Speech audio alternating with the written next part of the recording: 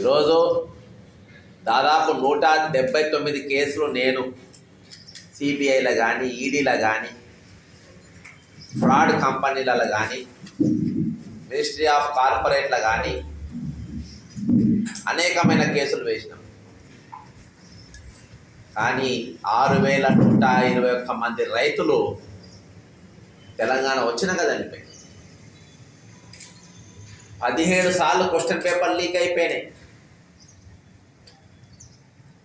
ధరణి పేరుతోని, ధరణి అనే నడిపిన కంపెనీకి ఏదైతే టెరాసిస్ కంపెనీ అనే పేరు కూడా చాలామంది తెలియదు. ఆ పేరు నేనే బయట పెట్టి దాన్ని నడిపేది శ్రీధర్ గదిరాజ్ అనేటోడు కూడా ఎవరికి తెలియదు.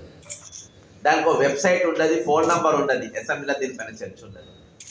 1,50,00,000 ఎకరాల భూములను ఆజమాయిషి చేసినటువంటి సాఫ్ట్వేర్ కంపెనీ నడిపే దానిపైన అసెంబ్లీలో చర్చ ఉండదు, కౌన్సిల్లో చర్చ ఉండదు. ఈరోజు బ్యాక్లాగ్ పోస్టు 2 లక్షల పోస్టు ఖాళీగా ఉన్నా దానిపైన చర్చ ఉండదు. ప్రజాస్వామ్యం అనేది కనబడకుండా చేసింది. ఈరోజు అధికారులను తేవడానికి ఇద్దరు ముఖ్యమైన పాత్ర. నాయకులు కాంగ్రెస్ పార్టీ వదిలేసిపోయారు, నాయకులు వదిలేసిపోయారు. కానీ కార్యకర్తలు కాంగ్రెస్ పార్టీ పట్టుకొని ఉన్నారు కాబట్టి ఈరోజు అధికారంలో. ఈరోజు ప్రతిపక్ష పాత్ర మేము సరైన విధానాలు పోషించినప్పటికీ ప్రజలే ప్రతిపక్ష పాత్రగా ఉండి కార్యకర్తలే ప్రతిపక్ష పాత్ర పోషించి వారు ఈరోజు కాంగ్రెస్ పార్టీని గద్దె మీదకి తీసుకొని వచ్చారు. ఈ క్రెడిట్ పూర్తిగా కార్యకర్తలు ప్రజలకే పోతుంది, వేరే వాళ్ళకి ఇవ్వడానికి. వచ్చే రోజుల్లో ఉద్యమాలు, తెలంగాణ ప్రత్యేక రాష్ట్రం కోసం ఉద్యమాలు చేసినప్పుడు దాదాపు 10 సంవత్సరాల పాటు మేధావులు కానీ అందరూ కూడా మౌనంగా ఉన్నారు. కానీ ఈరోజు డే వన్ కెల్ తెలంగాణ నిధుల మీద, నియామకాల మీద, నీళ్ళ మీద ప్రతి దానిపైన కన్ను ఉండవలసిన అవసరం ఉన్నది. కాబట్టి ఈరోజు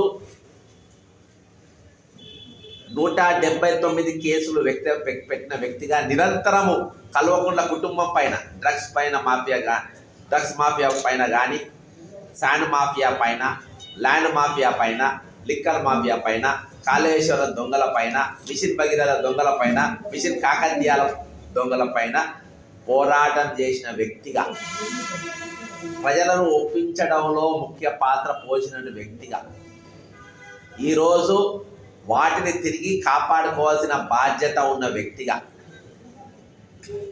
ఖమ్మం, వరంగల్ మరియు నల్గొండ ఉమ్మడి జిల్లాల ఎమ్మెల్సీ అభ్యర్థిగా పోటీ చేయడానికి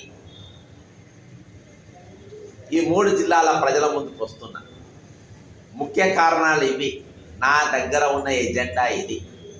ఇయాటికి తెలంగాణ యువకులు ఓం కోరుకుంటుందంటే ఉస్మానియా యూనివర్సిటీ కానీ, కాకతీయ యూనివర్సిటీ కానీ, అనేకమైన పీజీ కాలేజ్ కానీ, స్కాలర్స్ కానీ ఈరోజు వారు కోరుకుంటున్నది ఏంటనంటే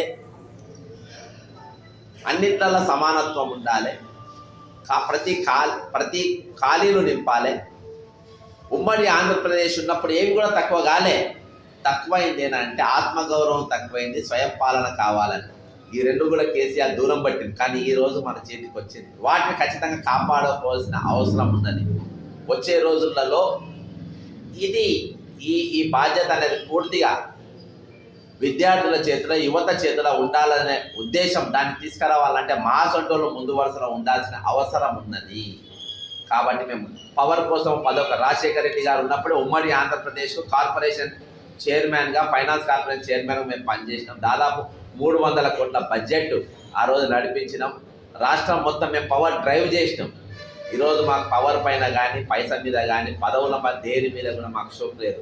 నేను ఇయాటికి పార్టీకి వెళ్ళి, కాంగ్రెస్ పార్టీకి నాకు ₹1 సపోర్ట్ కూడా రాలేదు. ఒక మనిషి మద్దతు నిలబడకున్నా కొంతమంది సపోర్ట్, కొంతమంది మీడియా మిత్రుల సపోర్ట్తో మేము ఈరోజు నిలబడి కొట్టాడగలిగి ఈరోజు ప్రభుత్వాన్ని తిప్పగలిగినాం. ఈరోజు విద్యార్థులు కోరుకుంటుంది ఏంటనంటే ఒక చిన్న స్లోగన్ పల్లవి వినిపిస్తాను.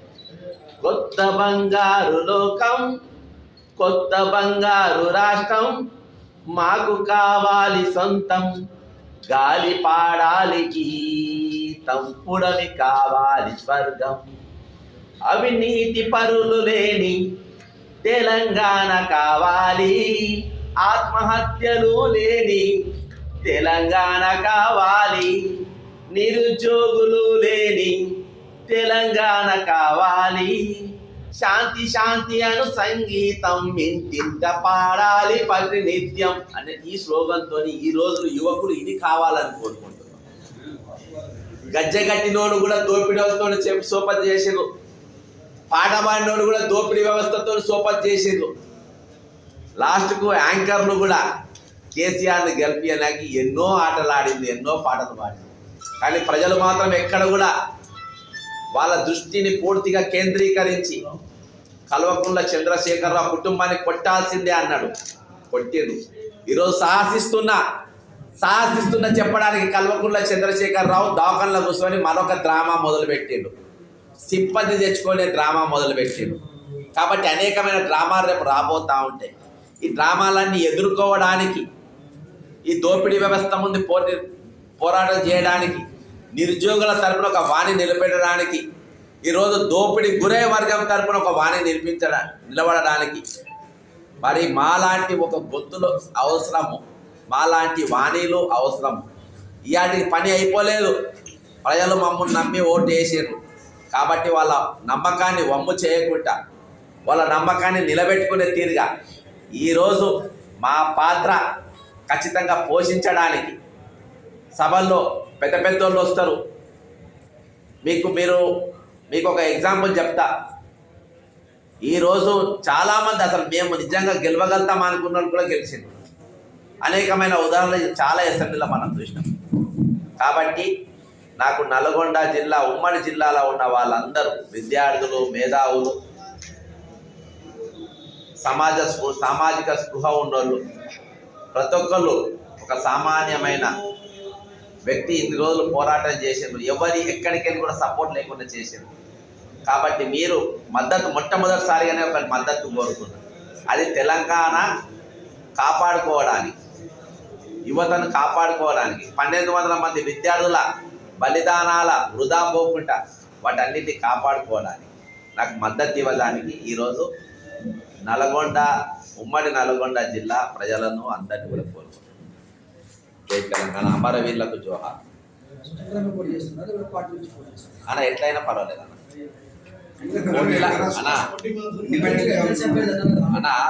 పోటీలా నేను ఉన్నా.